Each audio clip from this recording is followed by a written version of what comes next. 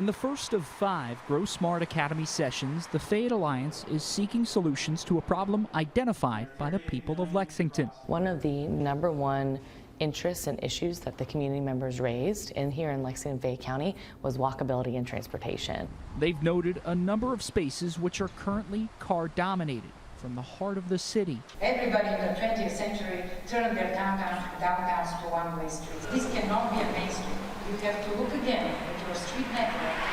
To areas of suburban sprawl and business developments. Which one was the road Nicholas there? Executive Director Brittany Rothmeyer says the Fayette Alliance found that there is ample space to grow smart. Our research has found more than 17,000 acres of vacant and underutilized land here in our city inside the urban service boundary. How can we make that more livable for our community members? So they brought in expert urban planner Galina Takieva to help envision that growth. So her expertise is in retrofitting urban and suburban sprawl to make more walkable, pedestrian-friendly communities. Their next step will be working with city leaders to bring these ideas to fruition.